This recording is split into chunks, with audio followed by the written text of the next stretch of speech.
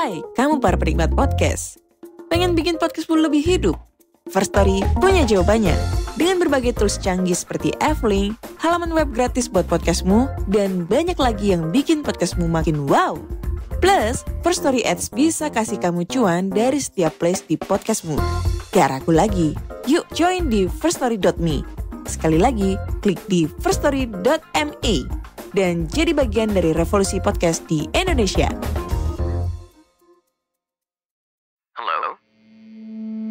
Hello? Podcast Network Asia.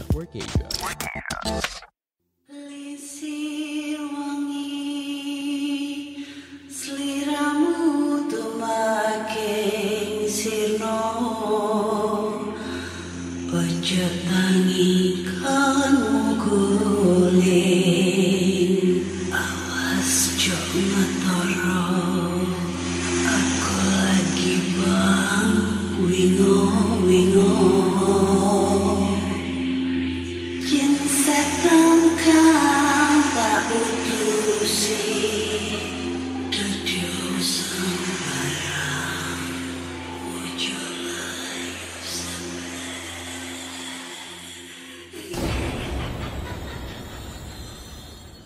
Hey Re, iya apa kabar? Ketemu lagi dengan aku si Anna di podcast kisah horor. Di episode kali ini aku akan membacakan cerita horor ataupun email berhantu yang sudah dikirimkan teman-teman melalui podcast kisah horor @gmail.com atau DM Instagram podcast kisah horor, DM Instagram Mana Olive serta Google Form yang linknya tersedia di bio Instagram podcast kisah horor. Hai, ketemu lagi dengan aku Ani. Gimana kabar kalian? Semoga baik-baik aja ya. Buat teman-teman yang lagi yang lagi ngapain ya? Yang lagi beraktivitas sekarang ya sambil ngedengerin podcast kisah horor. Selamat beraktivitas. Semoga kerjaannya lancar selalu ya. Yang lagi mau persiapan ujian nasional belajar yang rajin ya. Karena tanggal 27 Maret itu kalau SMK udah diadakan USP ya, ujian sekolah pendidikan. Atau kalau SMA kapan ya, pokoknya mau kapanpun kalian ujian, mulai dari sekarang belajar yang rajin. Karena nanti di kehidupan setelah kalian lulus sekolah itu jauh lebih kejam kakak. Ya kalau yang mau kerja ya semoga aku doain cepet dapat kerja. Yang mau kuliah belajar yang rajin lagi. Karena nanti kalau kalian kuliah itu semester 1, semester 2 itu kalian akan get-getnya belajar ya. Get-getnya kuliah. Tapi kalau udah nyampe semester 3 ke atas, kalian akan merasakan kejenuhan gitu. Ya pokoknya kayak gitulah. Yang lagi skripsi semoga cepat selesai ya. Semoga langsung ACC wisuda tahun ini, gak usah ditunda-tunda. Karena nyari kerja itu tak segampang nyari jodoh. Nyari jodoh juga susah sih. Buktinya gue masih jomblo. Ya kemarin itu gue seneng banget karena kemarin udah 1 juta apa ya? 1 juta plays di Spotify. Woi, banyak banget tuh. Makasih banyak ya guys ya. Tanpa kalian gue gak bisa sejauh ini, gak bisa semaksimal ini buat menyajikan cerita horor nih buat teman-teman semua yang ngedengerin podcast kisah horor. Iya, gitulah. Semoga nanti di 2 juta plays, wah masih lama ya. Bakal ada giveaway. Giveaway-nya apa? Ya gak tahu, masih lama juga kok. Oke. Tanpa berbasa-basi lagi, mari kita bacakan cerita horor nih yang datang dari DM Instagram. Lanjutan dari ceritanya Widya ya. Kemarin gue bacain cerita dia waktu pengalaman keponakannya diganggu sama kuntilanak ya. Ternyata sebelumnya bingung ya. Dia tuh kirim cerita tapi gue belum bacain gitu ya. Jadi sekarang gue mau bacain nih cerita dia. Judulnya adalah Bayangan. Ada bayanganmu. Enak banget lah suara gue.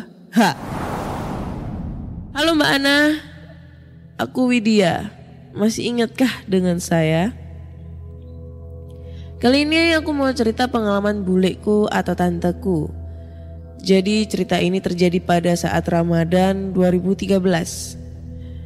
Waktu itu buleku terawih sendirian karena suami dan anaknya terawih di masjid desa lain. Sehabis terawih, buleku pun pulang sendirian dengan berjalan kaki. Ia lewat gang belakang rumah yang dulu pernah aku jelaskan bahwa belakang rumah buleku ini ada banyak pepohonan besar yang rimbun. Lewatlah buleku di bawah pepohonan rimbun itu. Tak lama setelah ia berjalan, ia menyadari bahwa di depannya ada bayangan putih berbentuk manusia. Ia menajamkan pandangannya untuk melihat dengan jelas. Dengan perasaan dengan perasaan aneh bahwa ia bisa melihat dengan jelas bayangan putih itu. Padahal di sana tidak ada penerangan sama sekali. Ia tidak berkeinginan untuk berbalik badan dan lewat jalan lain karena ia sudah dekat dengan rumahnya. Tanpa pikir panjang, ia hanya berjalan lurus menuju rumahnya. Tapi lama-kelamaan bayangan itu seolah berjalan menuju ke arahnya juga. Ia hanya berjalan lurus terus dan kemudian bayangan itu menembus badannya berbarengan dengan hawa dingin yang berhembus. Tanpa menengok ke belakang, ia langsung buru-buru menuju rumah. Dan setelah itu ia tidak merasakan kejanggalan atau hal-hal aneh lainnya. Ada selesai.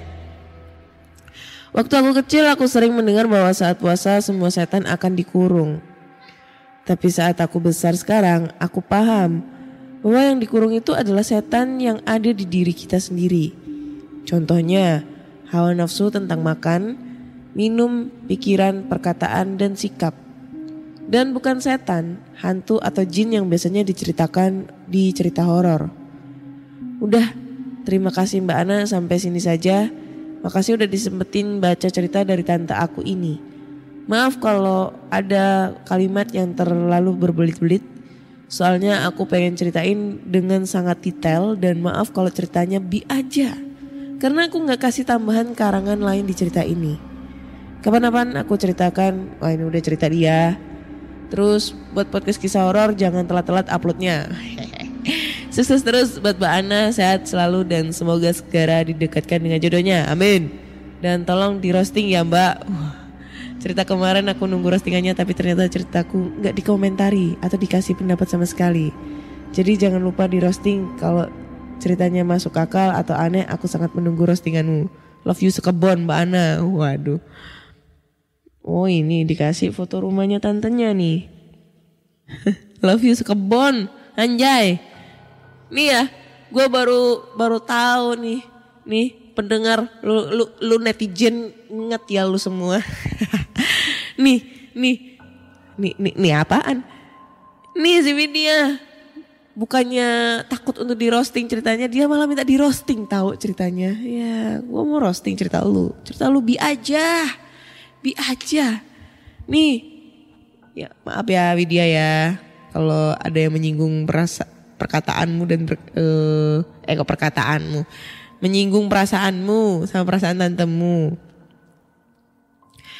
Kalau bayangan setahu aku itu kan bayangan warnanya hitam ya, hitam gelap gitu ya, pokoknya bayangan yang menyerupai sosok gitu ya. Tapi kalau warnanya putih itu bukan bayangan coy, tapi ya sosok real, apa ya kalau dibilang itu ya sosok lah kayak gitu. Jadi kalau gue tahu sih bayangan itu ya sekelebat bayangan hitam gitu, bukan sosok bayangan putih. Beda tuh ya Widya. Dan ini dia udah ngasih tahu rumah bulenya. Kalau gue lihat karena dia nggak mau dipublish ya untuk rumah bulenya. Ini dia lihatnya dari Google Maps sih. Rumah buleku yang atapnya tinggi sekarang itu udah lumayan rame. Kalau dulu masih banyak pepohonan gede depan belakang. Dan itu satu-satunya rumah di lapangan itu dulu. Kalau penasaran bisa cari di Google Maps, tapi tolong jangan dipublish ya Mbak Ana lokasinya. Karena gue gak mau nge-publish, jadi gue ngasih tahu aja clue-nya. Jadi ini rumahnya ada, ini kalau gue lihat di Google Maps itu kelihatan 2 rumah. Satu ngadep ke jalan, satunya ngebelakangin. Nah, di depannya itu ada lahan kebun tapi lumayan tinggi tuh rumputnya. Di belakangnya itu ada kebun pisang nih. Dan depannya pas itu kayaknya kali deh ya. Kali atau selokan gede gitu. Ya kalau gue ngelihatnya sih serem sih. Gue bisa bilang serem kenapa nih, kebun pisangnya rimbun banget masalahnya. Karena yang kita tahu kalau di kebun pisang itu rumornya itu kan banyak pocong ya. Padahal yang gue tahu itu kalau misalnya lu dikejar pocong, kalau bisa lu sembunyi di balik pohon pisang. Katanya sih kayak gitu, gue nggak tahu ya mana yang bener. Katanya kalau ketemu pocong sembunyi di balik pohon pisang. Tapi kebanyakan pocong itu munculnya dari pohon pisang. Nah itu aneh, gimana? Jadi kalau gue lihat sih mungkin karena bulemu ini kan pulang traweh. Pasti kan kalau traweh itu kan banyak banget tuh orang yang masih pakai mukena. Dan orang traweh itu kan gak 1-2 orang kayak sholat jamaah pada umumnya di hari-hari biasa. Nah ini bisa jadi yang dilihat sama bulenya itu orang lagi pulang traweh gitu, pakai mukena. Kan mukena itu ada yang putus gitu. Putus itu maksudnya yang model ada roknya sama atasan. Ada juga yang terusan. Nah mungkin yang dilihat bulemu itu orang pakai mukena tapi mukenanya terusan gitu. Kayak gitu guys. Ya Widya ya. Oke, next lanjut ke cerita berikutnya. Cerita berikutnya ini datang dari email. Judulnya adalah Uji Nyali di Rumah Hantu Darmo. Hai Kak Ana, kenalin nama aku Novi. Aku cowok Kak, tapi nama aku kayak cewek sih. Jadi aku mau share pengalaman aku kurang lebih 5 tahun yang lalu. Maaf ya, gak ada foto pas uji nyali karena awalnya gak ada niat gitu buat dipublikasi. Jadi percaya gak percaya silahkan dinikmati. Oke. Pengalaman ini aku alamin pas liburan setelah ujian nasional. Jadi awalnya aku sama teman aku abis nongkrong dan bingung mau kemana. Doni, ayo pulang bro. Bentar Don, masih jam berapa ini? Ya udah, ayo keliling Surabaya aja gimana? Ya udah ayo. Oke ikut. Oke ikut bro, gitu kan. Nah pas di jalan temen aku si Oki ini kepikiran mampir ke rumah hantu Darmo. Ayo ke rumah hantu Darmo, berani nggak? Males, kayak nggak mau cari masalah aku. Ya udah, ayo berangkat. Biarin Doni pulang sendiri, kataku. Ya udah, ayo berangkat. Kurang lebih 20 menit perjalanan akhirnya aku sampai di rumah hantu Darmo. Aku ingat bener kurang lebih jam 11 malam dan kebetulan pas aku dateng Pak penjaganya lagi gak ada. Begitu aku sampai di depan rumah, suasananya jadi gak enak dan serasa ada yang ngawasin. Baunya juga agak anyir. Jujur di sini aku merasa takut, tapi rasa penasaran aku mengalahkannya. Nah, konon katanya kalau masuk rumah ini jumlah orangnya harus genap. Kalau ganjil bakal ada yang hilang 1. Gak usah kita aja. Gak usah kita aja. Aku sama Oki. Katanya di sini kalau masuk gak boleh ganjil. Kalau ganjil bakal hilang 1. Ya udah, ayo masuk, kata Oki. Oke, tapi di lantai 1 aja ya. Aku gak berani kalau di lantai 2. Akhirnya aku sama Oki masuk dan si Doni nungguin motor di depan. Semakin masuk, bau anyirnya semakin kuat dan suasananya semakin gak enak. Sesampainya di dalam rumah, aku duduk bersila berhadapan sama Oki. Nah, setelah 5 menit aku duduk, masih gak ada apa-apa. Tapi badan aku rasanya gak enak banget. Ditambah aku merinding dari tadi. Setelah 20-30 menit, tiba-tiba aku lihat di belakang Oki ada orang berdiri, kakinya diikat dan pakai kain warna putih. Pas aku lihat ke atas, pelan-pelan dalam hati aku bilang, gak salah lagi, itu pocong. Tapi mukanya hancur banget sampai hampir gak kelihatan jelas. Di sini aku coba ngomong sama Oki. Akhirnya aku pelan-pelan berdiri sambil jalan pergi. Aku gak berani nengok ke pocongnya dan Oki pun ngikutin aku. Di luar, Doni udah nungguin aku sama Oki. Aku langsung nyuruh pergi dan ceritain kejadian itu di jalan. Oke, cukup sekian dulu pengalaman aku yang aku ceritain, Kak. Bagi yang gak percaya dan penasaran boleh mampir sendiri ke sana, tapi resiko ditanggung sendiri. Semoga terhibur dan terima kasih. Oke Nopi, cerita lu gak serem weh. Rumah Hantu Darmo sekarang udah gak ada ya guys ya. Rumah Hantu Darmo udah direnovasi. Sekarang kayaknya udah dijadikan kos-kosan eksklusif di situ tuh. Jadi kos-kosan apa ya? Kos-kosan mewah lah kayak gitu. Terakhir udah 2 tahun inilah dijadiin kos-kosan. Tapi kalau gua dulu waktu explore sendiri di rumah itu ya, nggak ada hal yang serem banget seperti yang diomongin orang-orang. Ya mungkin karena waktu itu gua nggak peka, apalagi sama perasaan orang juga gue nggak peka gitu. Jadi kayak gue ngerasa ya biasa aja. Di lantai 1 biasa, di lantai 2 juga biasa, di basement juga biasa, nggak ada hal-hal yang aneh atau yang nyeremin banget. Paling cuma di situ waktu itu gue cuma nemuin kopi hitam di gelas sama kembang. Ya mungkin habis ada orang yang dengan sengaja minta apa kayak di situ gitu-gitu kan. Soalnya Rumah Hantu Darmo dari zaman dia kosong itu waktu dulu waktu gue masih sekolah 2000 berapa ya, SMP itu 2003-an 2004 5 itu rumah itu dijadiin kayak tempat mesum. Selain buat tempat mesum juga buat ini buat orang-orang yang nyari togel apa segala macem. Bahkan sering dibuat orang-orang minuman keras sama ya kalau zaman tahun 2000-an awal tuh masih marak-maraknya orang make gitu kan. Make dalam tanda kutip kayak gitu-gitu. Jadi ya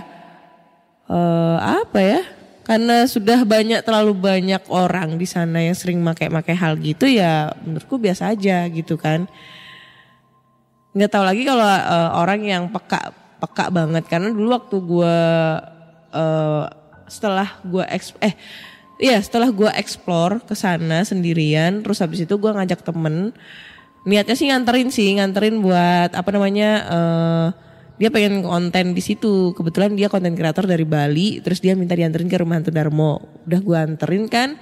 Nah katanya tuh banyak banget makhluk halus yang ada di sana karena dia kan katanya punya kelebihan untuk bisa ngeliat gitu. Itu yang paling banyak itu di lantai 2 katanya, di area kamar mandi gitu.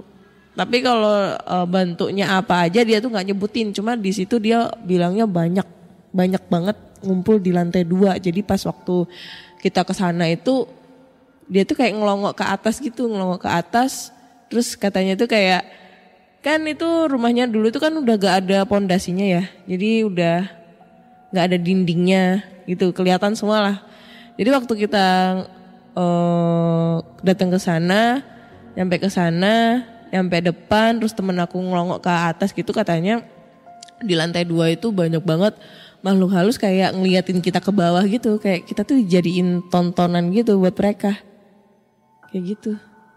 Tapi sekarang Rumah Hantu Dharma udah gak ada ya guys ya. Udah dibangun, bagus, udah dijadikan kos-kosan. Jadi buat teman-teman nih yang nyari kos-kosan eksklusif bisa tuh mampir ke Rumah Hantu Dharma. Oke. Serem, gue masih belum ngerasain horor-horornya banget ya. Jadi kita tambah satu cerita lagi kayaknya asik gitu. Kita kembali ke setelan awal ya. 3 cerita lebih enak. Oke. Cerita terakhir ini datang dari email. Ini datang dari Vio. Vio anjing. Kayak nama cewek yang berusaha ngerebut Rio dari gue itu Vio anjing gitu ya. Enggak canda. Judulnya adalah Horor di Rumah Yang Aku Tinggali. Hai Kak Ana, kenalin nama aku Vio. Ini bukan cerita, tapi ini kisah nyata. Jadi daripada basa-basi, mari kita mulai ceritanya ya Kak. Pada tahun 2003-an, aku baru berusia sekitar 10 tahunan dan baru pindah ke Jakarta. Mamaku udah pindah duluan bersama adik-adik aku yang masih kecil. Lalu aku dan kakakku menyusul. Rumah baru itu memang besar dan bertingkat 3. Rumah itu dijadikan konveksi. Lantai dasar tempat aku dan orang tuaku beraktivitas. Lantai 1 tempat karyawan bekerja dan di luar ada tempat menjemur baju. Lantai 2 tempat tidur para karyawan dan lantai 3 adalah gudang yang sangat besar dan banyak alat-alat tua tersimpan di sana. Mama aku awal pindah ke rumah baru itu sudah merasakan hal yang aneh. Bibiku yang berkunjung pulangnya sore, dia melihat ada cewek nembus pagar di depan. Dan kakekku juga melihat. Lalu aku dan kakekku pun pindah ke rumah baru itu. Kakakku pindah ke rumah itu. Saat itu aku belum bisa melihat hantu atau semacamnya. Tapi aku baru bisa merasakan ada yang tidak beres terhadap rumah itu. Hari berganti hari dan aku sudah tinggal selama 1 mingguan. Pembantu di sana banyak yang pergi dengan alasan yang aneh dan mama aku bilang kalau mau perginya besok aja. Tapi tetap mau pergi di hari itu juga dengan gemetar. Sudah ada 4 pembantu yang pergi tapi yang terakhir cerita ke mamaku dan aku menguping pembicaraan mereka. Kata pembantunya, semalam sekitar jam 2 dia mendengar ada orang di kamar mandi. Padahal sedang tidak ada orang. Mama aku meyakinkan dia bahwa dia cuma berilusi karena ngantuk. Lalu pembantunya percaya. Sampai saat dia bangun sekitar jam 3:30 subuh untuk melakukan pekerjaannya, dia melihat ada wanita berpakaian putih, berambut panjang sedang duduk di tangga dan dia kira itu salah satu pegawai kerja di sana. Dia hendak menyalakan lampu biar lebih terang dan menoleh lagi dan ternyata sudah tidak ada wanita tersebut. Dan pembantuku langsung buru-buru mengemas baju dan pergi. Lalu ini pun terjadi di saat aku lagi bermain bersama adikku. Aku terjatuh di ranjang dan menoleh ke kiri. Aku melihat bayi gosong dan aku langsung berteriak berlari keluar. Lalu mamaku mendengar keributan di atas saat malam. Lalu mamaku mendengar keributan di atas saat malam. Ia mendengar kayak ada sedang menjalankan mesin gitu. Sampai ada yang seperti sedang berlari dan membuat keributan. Mamaku langsung marah-marah karena suara itu sangat berisik. Hingga mamaku terbangun dari tidurnya dan menghampiri. Tapi saat ke atas, semua karyawan lagi tidur. Dan mamaku membangunkan salah satu dan menanyakan. Tetap saja katanya tidak ada yang bangun pada waktu itu. Lalu papaku juga mengalami. Saat jam 1 dini hari, papaku melihat di lantai 1 ada satu ruangan yang tertutup. Melihat sangat terang dan banyak kaki di sana.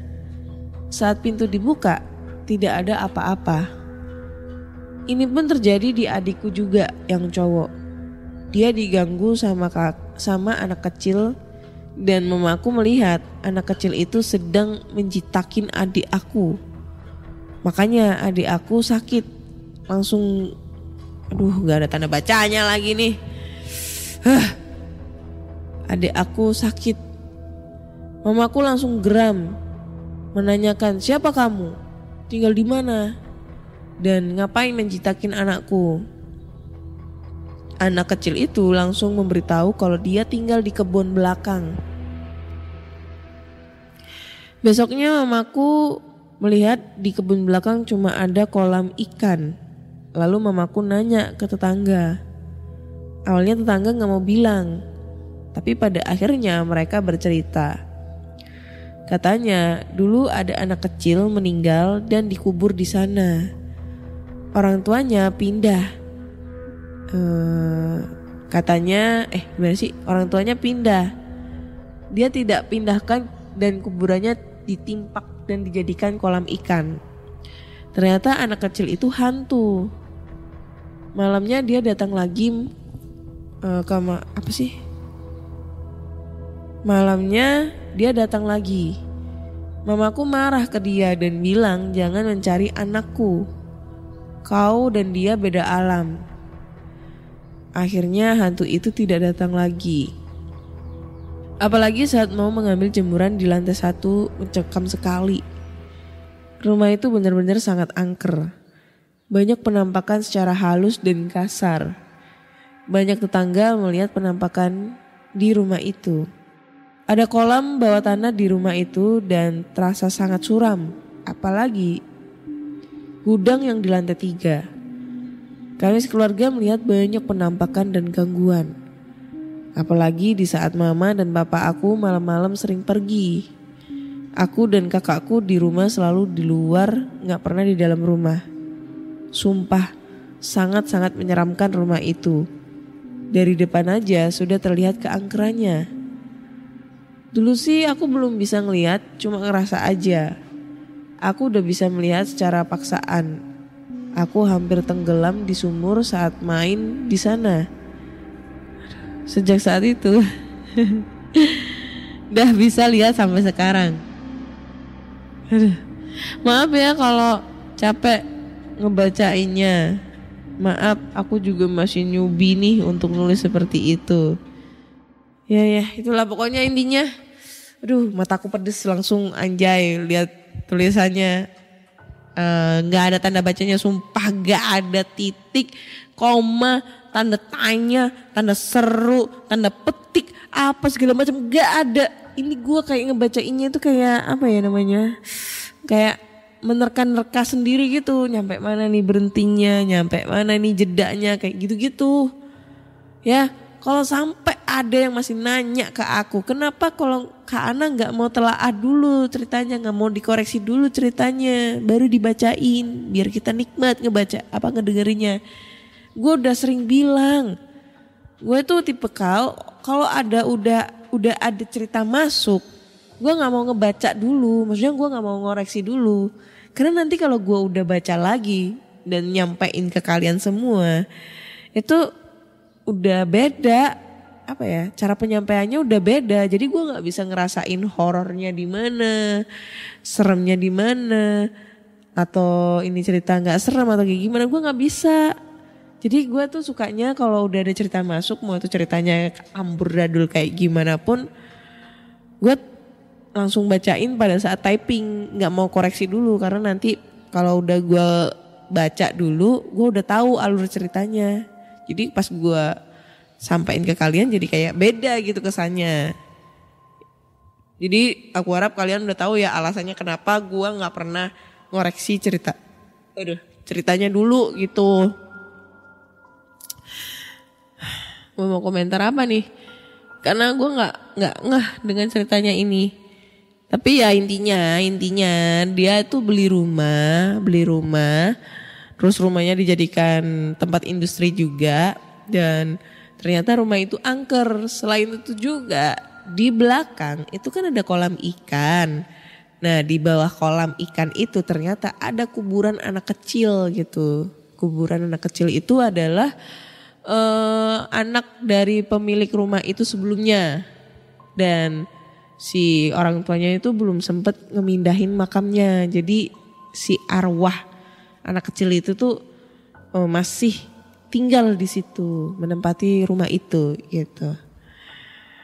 Oke, kayaknya cukup sekian dulu ya di cerita episode kali ini. Udah 3 cerita gue bacain ke kalian semua. Jadi buat teman-teman nih, kalau kalian punya cerita-cerita horor yang serupa, tapi tolong ya kalau ngetik tanda bacanya itu harus diperhatikan juga, biar kita untuk menyampaikan ke audiens itu kayak apa ya, kayak semaksimal mungkin gitu ya. Jadi langsung aja kirim cerita kalian ke podcastkisahhoror@gmail.com atau DM Instagram Podcast Kisah Horor, serta Google Form yang linknya tersedia di bio Instagram Podcast Kisah Horor. Jangan lupa dengerin Podcast Kisah Horor di Spotify, Google Podcast, Apple Podcast, Noise, Pogo, Reso, dan platform podcast kesayangan kalian. Jangan lupa juga nyalain lonceng atau tanda notification ke semua platform kesayangan kalian agar kalian selalu update cerita horor terbaru. Tinggalin komentar-komentar kalian di setiap platform kalian yang nantinya bakal gua baca ini nanti ya. Akhir kata saya Ana undur diri dan terima kasih sudah mendengarkan Podcast Kisah Horor.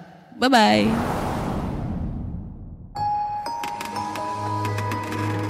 Mau kamu sebagai orang yang percaya ataupun orang yang skeptis atau tidak percaya, hal-hal mistis ini selalu bikin kita penasaran. Aku Mr. Popo. Dan aku Ana Olive. Kita bakal ngebahas tentang dunia hal-hal mistis yang ada di sekitar kita. Nah, kalau kamu gimana nih? Kamu adalah tipikal orang yang percaya adanya hantu atau enggak? Makanya dengerin podcast kita di Ada Mereka di Sekitar Kita.